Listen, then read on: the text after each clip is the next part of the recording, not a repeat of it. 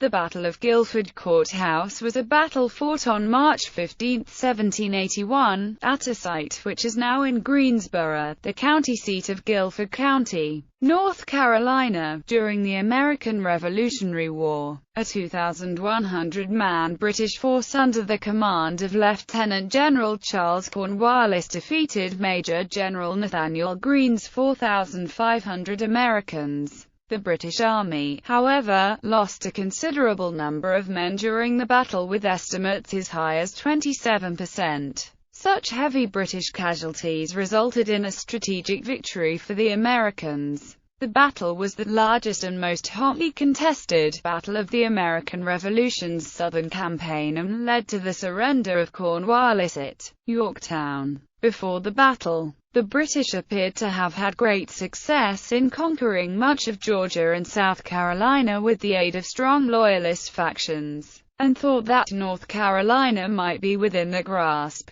In fact, the British were in the process of heavy recruitment in North Carolina when this battle put an end to their recruiting drive. In the wake of the battle, Greene moved into South Carolina, while Cornwallis chose to march into Virginia and attempt to link up with roughly 3,500 men under British Major General Phillips and American turncoat Benedict Arnold. These decisions allowed Greene to unravel British control of the South, while leading Cornwallis to Yorktown and eventual surrender to General George Washington and Lieutenant General Comte de Rochambeau. The battle is commemorated at Guilford Courthouse National Military Park and associated Hoskins House Historic District. Prelude. Following the Battle of Cowpens in South Carolina, Lt. General Charles Cornwallis was determined to destroy Greene's army. But the loss of his light infantry at Cowpens led him to burn his supplies so that his army would be nimble enough for pursuit. He chased Greene in the race to the Dan, but Greene escaped across the flooded Dan River to safety in Virginia. Cornwallis established camp at Hillsborough, foraged for supplies and recruited North Carolina Tories. However, the bedraggled state of his army and Pyle's massacre deterred Loyalists from turning out.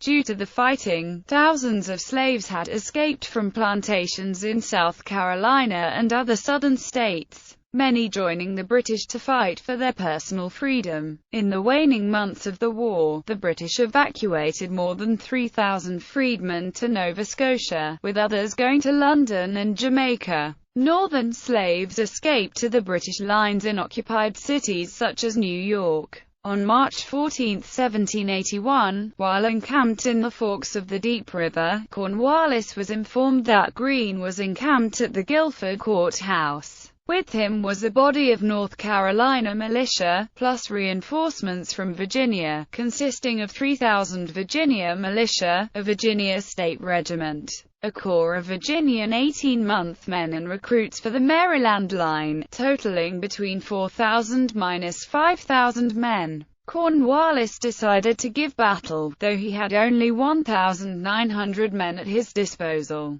He detached his baggage train, 100 infantry and 20 cavalry under the command of Lieutenant Colonel Hamilton, to Bell's Mills further down the Deep River. Before breakfast could be eaten, Cornwallis set off with his main force, arriving at Guilford at midday. Battle. The advance guard met near the Quaker New Garden Meeting House. Dragoons from Banastre Tarleton's British Legion were briefly engaged by Light Horse Harry Lee's dragoons about 4 miles from the Guilford Court House. The British 23rd Regiment of Foot sent reinforcements forward and Lee withdrew, ordering a retreat to Greene's main body. Cornwallis found the Americans in position on rising ground about 1.5 miles from the courthouse. He was unable to gain much information from his prisoners or the local residents as to the American disposition. To his front he saw a plantation with a large field straddling both sides of the road, with 2 more further over on the left separated by 200 yards or so of woodland. To his right beyond the fields the woodland extended for several miles. On the far side of the first field was a fenced wood, 1 mile in depth, through which the road passed into an extensive cleared area around the courthouse. Along the edge of this woodland was a fence forming the American first line of defense and a 6-pound cannon on each side of the road.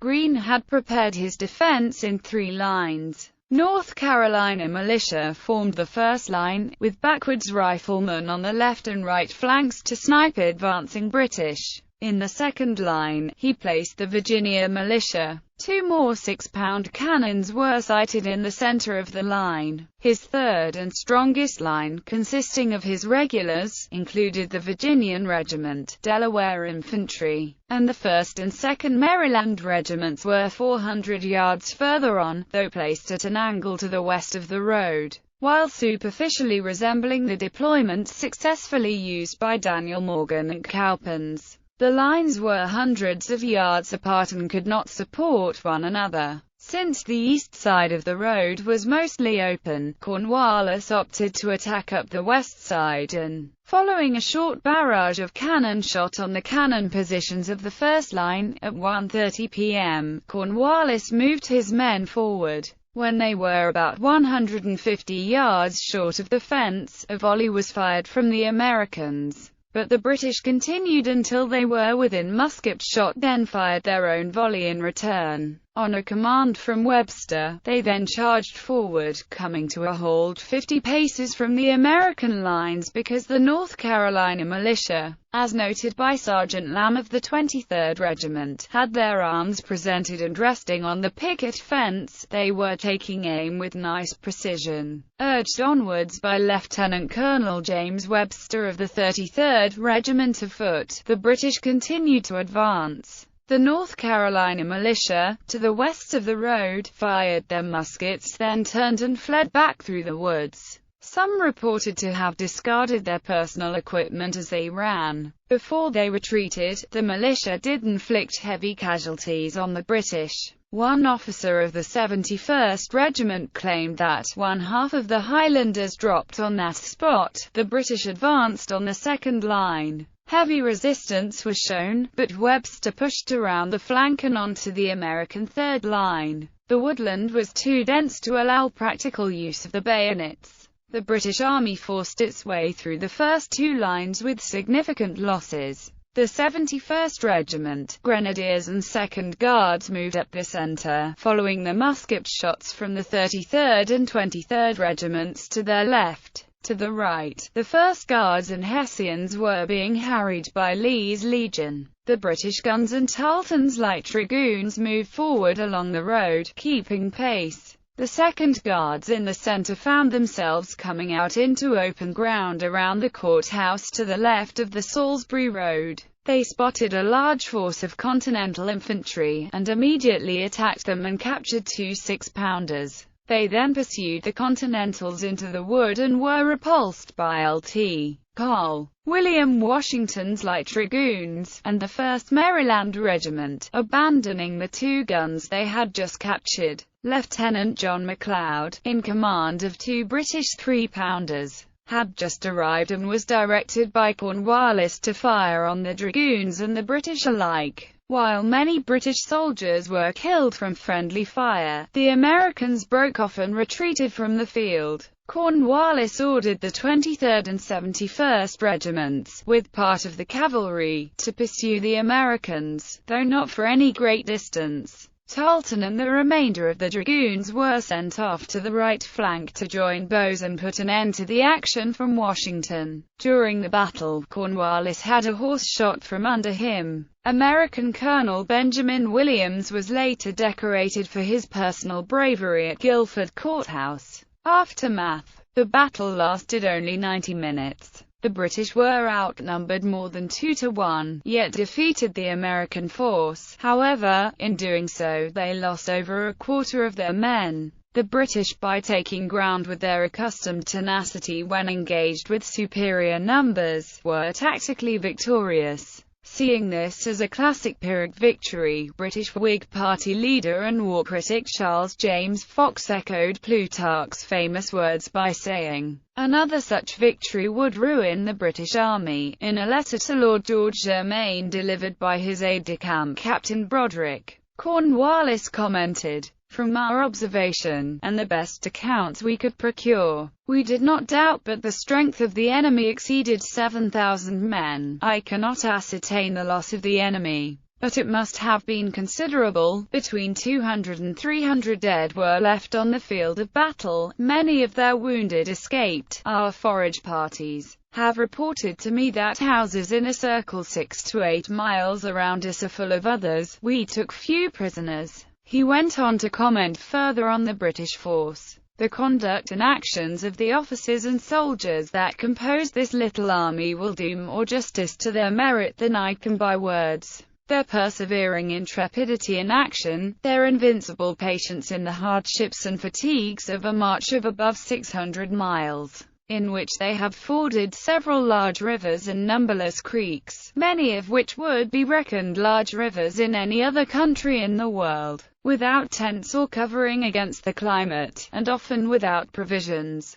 will sufficiently manifest their ardent zeal for the honor and interests of their sovereign and their country. After the battle, the British were spread across a large expanse of woodland without food and shelter, and during the night torrential rains started. 50 of the wounded died before sunrise. Had the British followed the retreating Americans, they might have come across their baggage and supply wagons which had been left where the Americans had camped on the west of the Salisbury Road prior to the battle. On March 17, 2 days after the battle, Cornwallis reported his casualties as 5 officers and 88 of other ranks killed, and 24 officers and 389 of other ranks wounded, with a further 26 men missing in action. Webster was wounded during the battle and he died a fortnight later. Lieutenant Colonel Tarleton, commander of the Loyalist Provincial British Legion, was another notable wounded officer, losing 2 fingers after taking a bullet in his right hand. Greene reported his casualties as 57 killed, 111 wounded and 161 missing for the Continental troops and 22 killed, 74 wounded and 885 missing for the militia, a total of 79 killed, 185 wounded and 1,046 missing. Of those reported missing, 75 were wounded men who were captured by the British. When Cornwallis resumed his march, these 75 wounded prisoners were left behind at Cross Creek, Cornwallis having earlier left 70 of his own most severely wounded men at the Quaker settlement of New Garden near Snow Camp. To avoid another Camden, Greene retreated with his forces intact. With his small army, less than 2,000 strong, Cornwallis declined to follow Greene into the back country. Retiring to Hillsborough, he raised the royal standard, offered protection to the inhabitants, and for the moment appeared to be master of Georgia and the 2 Carolinas. In a few weeks, however, he abandoned the heart of the state and marched to the coast at Wilmington, North Carolina, to recruit and refit his command. At Wilmington, the British general faced a serious problem. Instead of remaining in North Carolina, he determined to march into Virginia, justifying the move on the ground that until Virginia was reduced, he could not firmly hold the more southerly states he had just overrun. General Clinton sharply criticized the decision as unmilitary, and as having been made contrary to his instructions. To Cornwallis he wrote in May, "Had you intimated the probability of your intention, I should certainly have endeavored to stop you, as I did then as well as now consider such a move likely to be dangerous to our interests in the southern colonies." For 3 months, Cornwallis raided every farm or plantation he came across, from which he took hundreds of horses for his dragoons. He converted another 700 infantry to mounted duties. During these raids, he freed thousands of slaves, of whom 12,000 joined his own force. General Greene boldly pushed down towards Camden and Charleston, South Carolina, with a view to drawing his antagonist after him to the points where he was the year before, as well as to driving back Lord Rawdon, whom Cornwallis had left in that field. In his main object, the recovery of the southern states, Greene succeeded by the close of the year, but not without hard fighting and repeated reverses. "We fight, get beat, rise, and fight again," were his words. Legacy. Every year, on or about March 15th, reenactors in period uniforms present a tactical demonstration of Revolutionary War fighting techniques on or near the battle site, major portions of which it preserved in the Guilford Courthouse National Military Park, established in 1917. Recent research has shown that the battlefield extended into the area now within the boundaries of the adjacent Greensboro Country Park to the east. 3 current Army National Guard units are derived from American units that participated in the Battle of Guilford Courthouse. There are only 30 Army National Guard and active regular Army units with lineages that go back to the colonial era.